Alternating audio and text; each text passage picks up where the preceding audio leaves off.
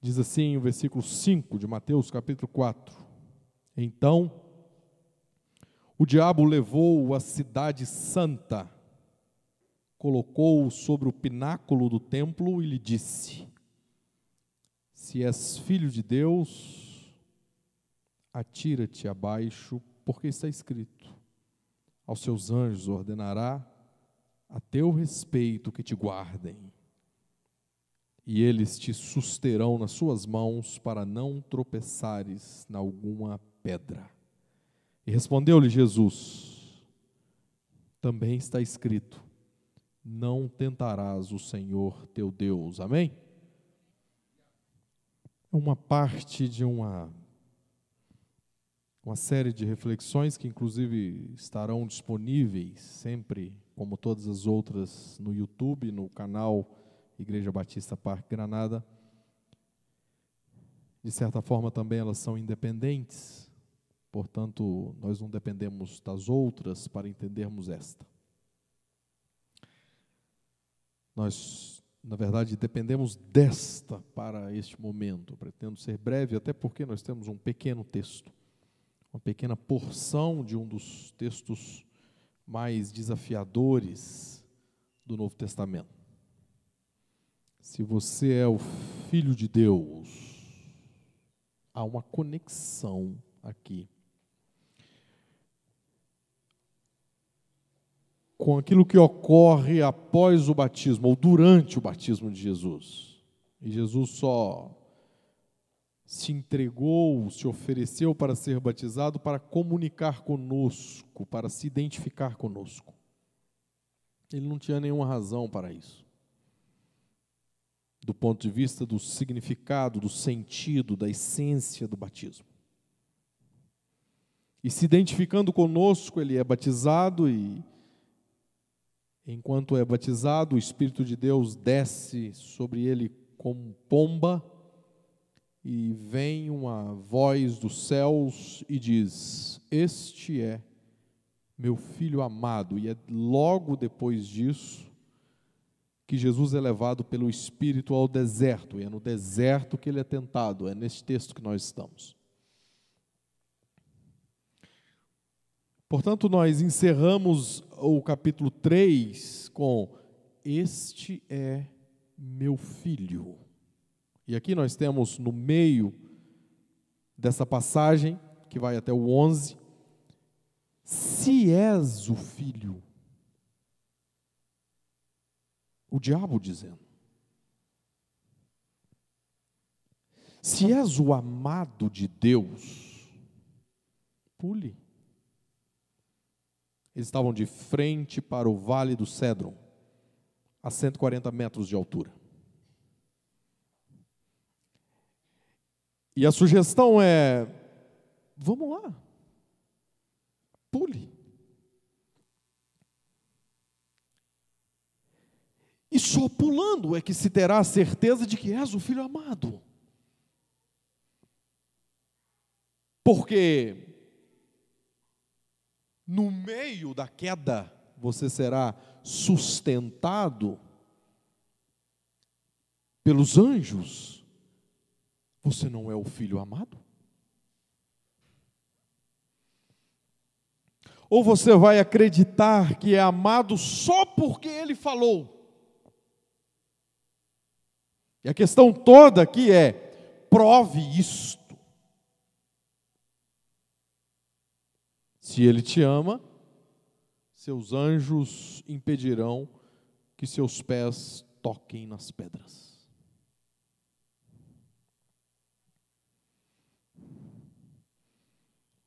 É importante nós pensarmos que trata-se de uma tentação que nós também enfrentamos. Como disse anteriormente, novamente digo, é Jesus se identificando conosco na sua tentação. E aqui nós temos a tentação de acreditar que é necessário ter a certeza do amor de Deus. A certeza visível, concreta, não pela fé.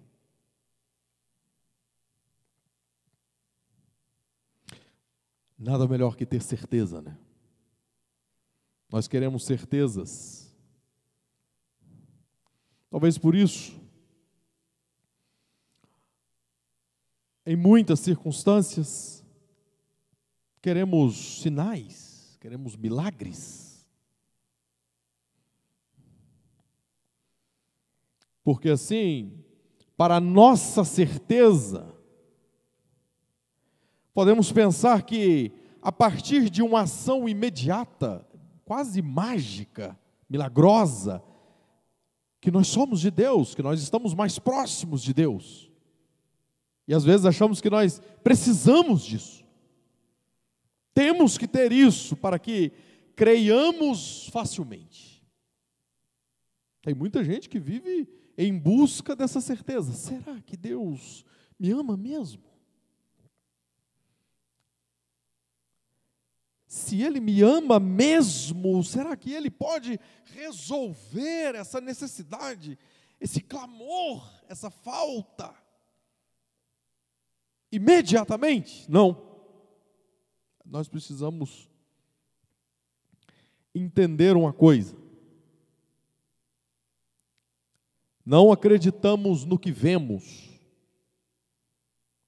Vemos o que escolhemos acreditar.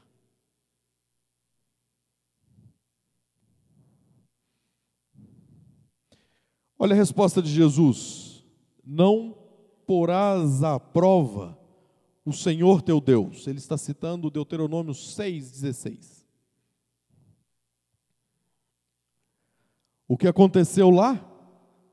Não porás à prova o Senhor teu Deus, uma citação que está nesse texto, lá no Antigo Testamento, no Pentateuco. E ainda há o complemento, como fizeste em Massá. E o que aconteceu em Massá? Êxodo 17. Massá foi aquele lugar no deserto, após o êxodo, após a libertação do Egito, após a abertura do Mar Vermelho, onde os hebreus ficaram sem água e temeram morrer de sede. Olha isso.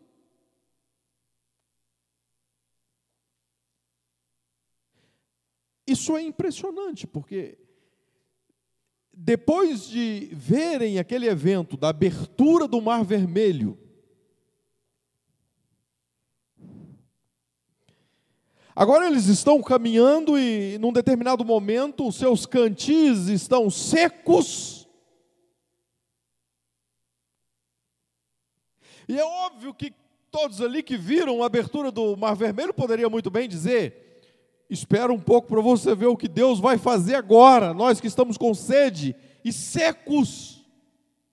Porque se Deus abriu o Mar Vermelho daquela forma, vocês vão ver o que Deus vai fazer com a nossa sede. Não, nada disso aconteceu. Eles começaram a blasfemar contra Deus. Mas eles não tinham visto o que talvez venha a ser o maior de todos os milagres registrados, a abertura do Mar Vermelho. Todos eles tinham visto, e agora eles estão murmurando, blasfemando, ofendendo a Deus com as suas palavras, com ofensas, com xingamentos. Não, nós não acreditamos no que vemos, nós vemos o que escolhemos acreditar. E aqui nós percebemos que milagres do passado pouco contribuem para nutrir a fé para a crise do dia.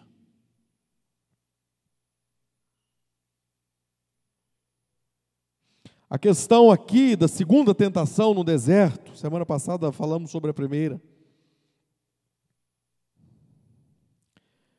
Pule do lugar mais alto do templo. O diabo está focando na dúvida? Não, ele está focando na certeza.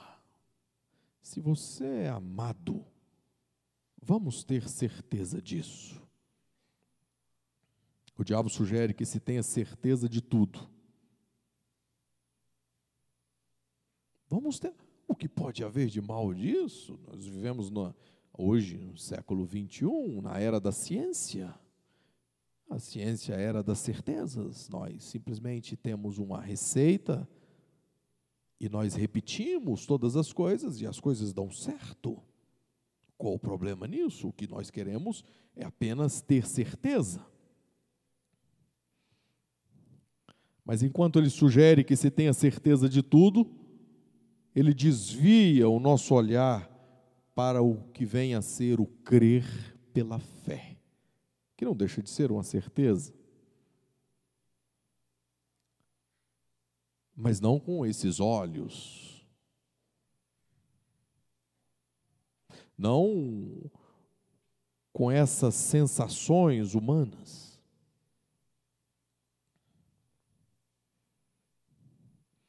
E alguém pode dizer, mas a dúvida não é o oposto da fé? Não. Jesus é muito tolerante com a dúvida.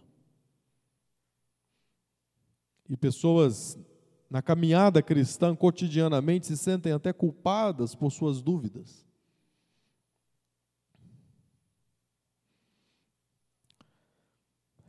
Em Marcos 9, quando um homem pede para que Jesus cure o seu filho, ele diz, Senhor, eu creio, me ajude na minha incredulidade. Olha isso. Eu tenho uma fé que tem dúvidas, me ajude nisso. E Jesus cura o seu filho. Ou seja, ele tolera a dúvida. Em João 6,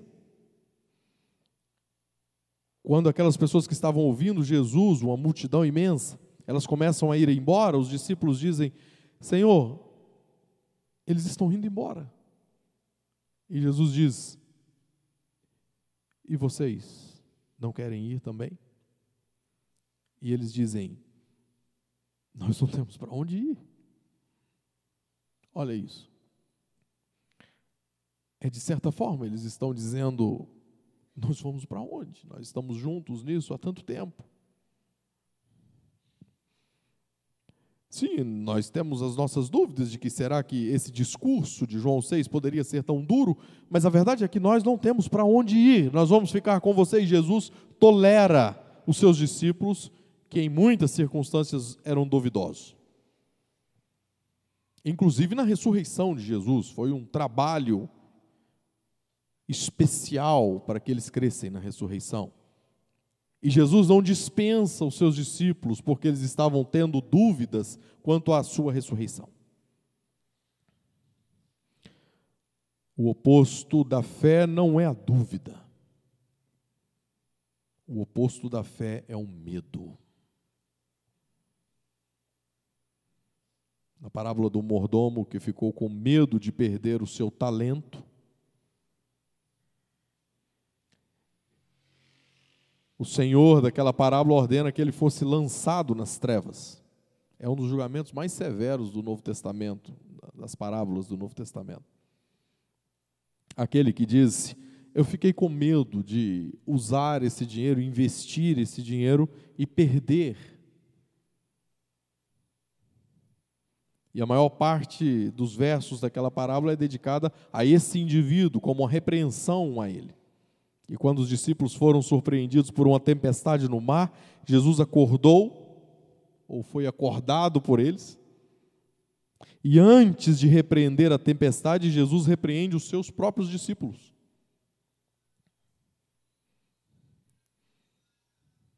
E só depois ele acalma o mar. Talvez você nunca tenha notado esse detalhe. A repreensão primeiro vem para uma tempestade que está dentro dos seus discípulos. Um temor imenso. Aí nós chegamos no Evangelho de João, no capítulo, na verdade, em primeira epístola de João, no capítulo 4, verso 18, que diz, no amor não existe medo. Antes, o perfeito amor lança fora o medo. Ora, o medo produz tormento, logo, aquele que teme não é aperfeiçoado no amor. Aqui descobrimos porque as Escrituras são tão duras com os nossos medos.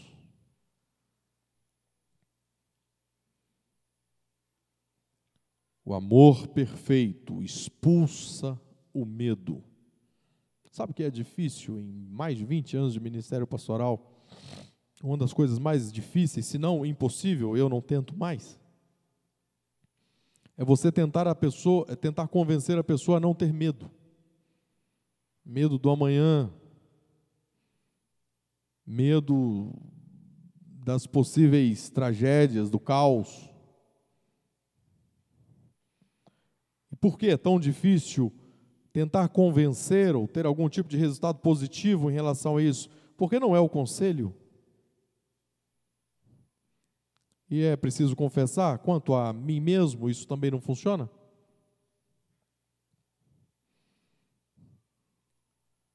Quem expulsa o medo é o amor.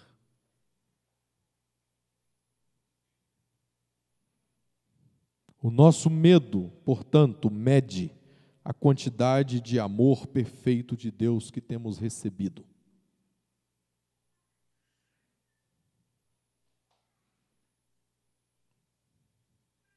Enquanto Satanás está pedindo certezas, provas,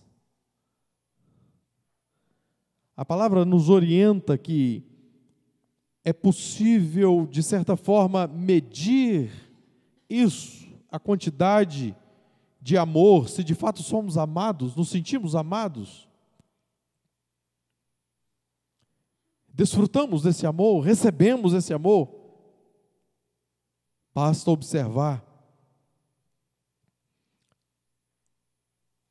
o quão temerosos temos sido em relação a tantas coisas, inclusive ilusórias, prováveis, possíveis, coisas que a gente vai inventando, amontoando, conjecturando dentro de nós. Só o amor pode expulsar o medo. É curioso que toda criança entende isso, né? Não é muito incomum, certamente, em seus lares, no meu, é muito comum, quando uma das crianças, principalmente o menor, acorda no meio da noite, com medo de alguma coisa ali na cama, ou debaixo da cama, aquela coisa de crianças com medo de monstros que estão debaixo da cama. E o que o pai precisa fazer? Você chega na porta do quarto, acende a luz, coloca a mão na porta e diz: meu filho, quanta irracionalidade. É assim lá, Josimar? Não é possível, meu filho. Estamos no século 21 e você com medo de monstros debaixo da cama. Não. Tudo que nós precisamos fazer é apenas abraçá-lo.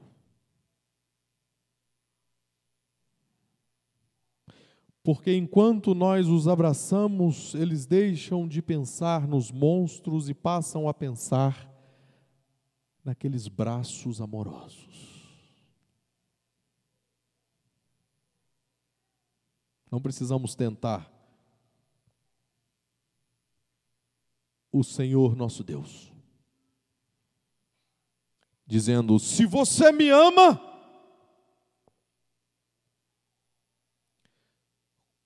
cure-me agora. Melhore a circunstância embaraçosa essa semana. Não. Essa é a proposta satânica para nos desviar da fé.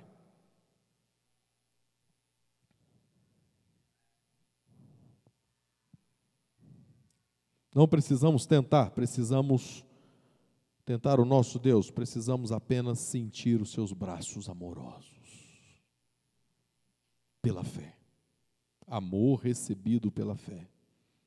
Quando você passar a noite acordado, atormentado por suas ansiedades monstruosas, lembre-se, só o amor perfeito pode expulsar o medo.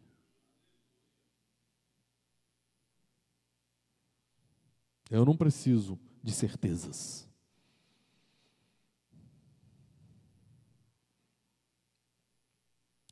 Porque eu tenho a certeza, certeza espiritual, que nós chamamos de fé.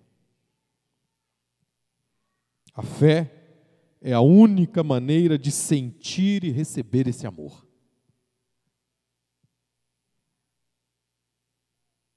Não busque certezas para esse amor. Creia, e assim verás que és verdadeiramente um filho amado. Amém?